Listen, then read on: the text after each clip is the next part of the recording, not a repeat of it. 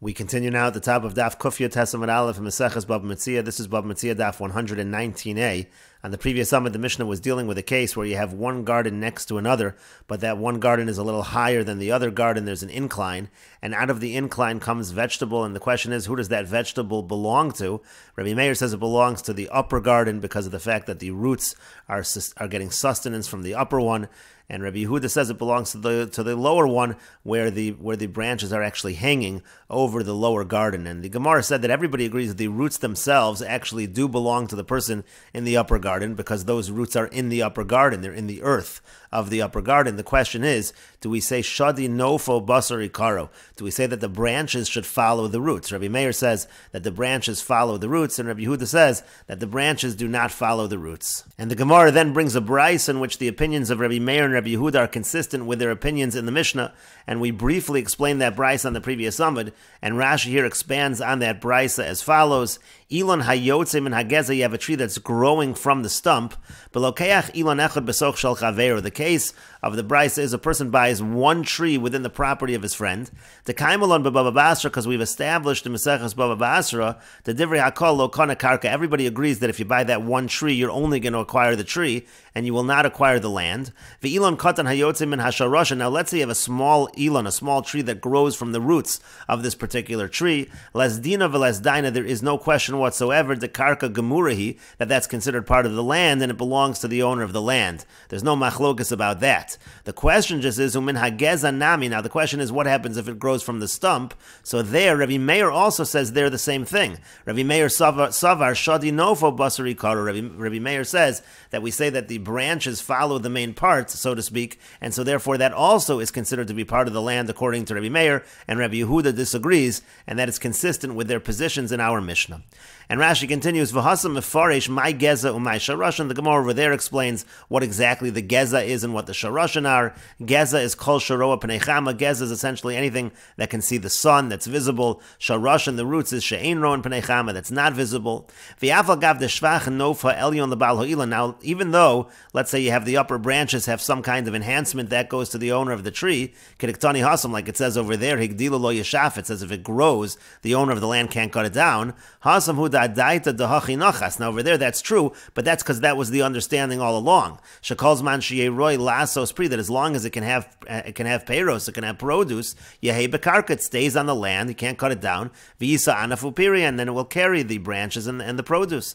Aval ilan acher ha'olam in hageza. But let's say you have a different tree growing from the stump, ilana achrinahu, that's considered to be a different tree. So again, we see a similar machlokes Rabbi Meir and Rabbi Yehuda in this braysa. And the Gemara continues, Utanan nami gabe orla. We learned in a Mishnah by orla as well the same idea, and the Misoras Hashas changes this to the braysa because it's really a toseft in orla. It says again, ki agavna, the same idea. Ilan hayotze min hagezo min hasharashan, the same kind of case. You have a tree that's growing from the stump or from the roots. Chayiv ba'orla divri Rabbi Meir. Rabbi Meir says it's all the same thing. It's always going to be chayiv in orla. Again, it's Rabbi Meir holding shadi nofo basari karo. The branches follow the main part of the tree. Rabbi Yehuda says min hageza potter. If it's growing from the stump, so then it's actually potter from orla. It's not considered that it follows the main part of the tree. Or min hasharashan chayiv, but if it comes from the roots, then it's indeed chayiv. It's considered to be a tree. Rashi explains chayiv ba'orla garsin, and again the proper text is that it's chayiv in orla. According to Rabbi Meir, it's going to be chayiv in orla, regardless of if it comes from the gezer or the sharashin. Rabbi Meir, according to Rabbi Meir, the ilan huliatzim, it's considered its own tree. The geza hasamach lekarka besoch shlosha, because if you have this stump that's within 3 of the ground, kekarku, that's considered to be like the karka itself. V'afa gav delo me'ara mamish yonik, even though it's not really getting its sustenance from the actual ground, me'ara mamish, but shadi nofo basari karo. But again, we say that the branches follow the main parts, and so therefore in this case as well, Rabbi Meir is consistent with the principle of shadi nofo basari karo, and Rabbi Yehuda says that we don't say shadi nofo basari karo. And the Gemara comments with tzrichi. Now we have 3 times where they essentially have the same machlokas. The Gemara says all 3 times are necessary. The Yashmiran Kamaisa, because if we only had the first case, B'ha Kamer Rabbi Yehuda Mishum de Mamona. So there Rabbi Yehuda says what he says because we're talking about a situation of mammon. We're talking about a monetary situation. Again, that's talking in that first braysa, the braysa that's talking about somebody who's buying that one tree. So that's a monetary situation where Rabbi Yehuda says that we don't say shadi nofo basari ikaro. Aval gabe arla, but let's say you're talking about arla, which is essentially to be strict on this prohibition and say that it's chayiv in arla. The isura, that's a prohibition. Ema modi leila Rabbi Meir. I would say that he admits to Rabbi Meir.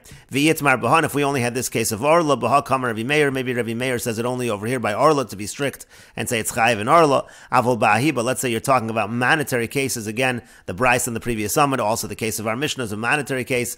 In those kind of cases, ema modi leila Rabbi Yehuda. I would say he admits to Rabbi Yehuda. So tzrichi. That's why they are both necessary. And we will note over here that although there are three places where Rabbi Meir and Rabbi Yehuda argue, that's our Mishnah and the two Brises, the Gemara technically is only doing the tzrichu, so why we need the two Brises? The Gemara is ignoring the Mishnah, and Tosfos does address that at the end of this Tosfos right over here. And the Gemara continues at the two dots. The Mishnah said, Amar Rabbi Shimon says, Kol ha'shoel yon yachol lifshot, any branches which the person in the upper garden can reach, those belong to him.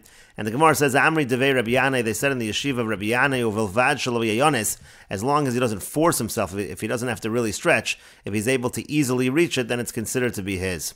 And the Gemara continues, Boy Rav Anon v'temer Rabbi Yirmiyah. Rav Anon asks, and some say Rabbi Yirmiyah asks, Magia l'nofo ve'en magia l'ikaro, what if he can reach the branches but he can't reach the roots? Or magia l'ikaro ve'en magia l'nofo, he can reach the roots but he can't reach the branches. What would be the halach in that case? And the Gemara says, Teiku, the Gemara leaves that as a question. And Rashi explains, Magia l'ikaro ve'eno magia l'nofo, he can reach the roots but not the branches, kagon shenota nofo lamata, meaning to say that the branches, they are turning away, they're turning downward. That is the question of the Gemara. And the Gemara continues at the two dots, Amar Ephraim Safra Talmido Shel Reish Lakish, Mishum Reish Lakish. Ephraim the scribe, who was the student of Reish Lakish, he said in the name of Reish Lakish, Halachik Rabbi Shimon, that the halach is like Rabbi Shimon. Amru Akame de Shvor Malka, they said this in front of King Shapur. Amar Lahu, he said to them, Apiryo Namti El Rabbi Shimon, we should give praise to Rabbi Shimon. And Rashi explains, Kame de Shvor Malka in front of King Shapur, Li Nira. Rashi says, it seems to me, Shavor Malka Mamish, we're talking about the actual King Shapur over here. Umelech Prashaya, he was the king of Persia. Ubaki Bedinim, he was an expert in law. V'yamru lahad Rav Shimon demasnisin kamei, and they said the ruling of Rav Shimon in front of him. V'kalson, he praised it. V'yamar, and he said, Apiryo namti el Rav Shimon, we should give praise to Rav Shimon. Yekav chein meitanu al davar zeh, we should praise him about this ruling. And Rashi notes, V'yisti Amri, there are those that say Shvor Malka Shmuel, that Shvor Malka actually refers to Shmuel, the Amora Shmuel, to V'kama duchdi kari lehachi, because there are several places where they refer to Shmuel as Shvor Malka. Ve'in miyushaba, but Rashi says that doesn't make sense. Demai Amruha, because what exactly were they telling Shmuel then? Ilahad Rabbi Shimon demasnisin, if they're telling Shmuel what Rabbi Shimon said in the Mishnah, Atu Shmuel will have a yadalala masnisin, do you think Shmuel didn't know the Mishnah? And Rashi continues, V'ilahad Ephraim Safra, if they told over Shmuel what Ephraim Safra said in the name of Reish Lakish, that the halach is like Rabbi Shimon, Atui lo am Reish Lakish halachik Rabbi Shimon, if not for the fact that Reish Lakish said the halach is like Rabbi Shimon, Shmuel milo kime bedine lemiklas Rabbi Shimon, Shmuel wouldn't have known to praise Rabbi Shimon, Adeshama mishmei de Reish Lakish, the hilchas hakavase, until he heard from Reish Lakish that the halach is like him. That wouldn't make sense either. Apiryon chen shalom, again we give our favor, we give our praise to Rabbi Shimon. Hadran Allah Habayas v'Aliyah, we will return to you parak Habayas v'Aliyah, Slik Allah Meseches Babba Metzia, and we have concluded Meseches Babba Metzia. This is the end of the 10th parak of Meseches Babba Metzia and the end of Meseches Babba Metzia. If you're enjoying these videos and this channel, please like, share, and subscribe, and take a look at the description box below to see how you can support this channel, and we will begin Meseches Baba Basra in the next video.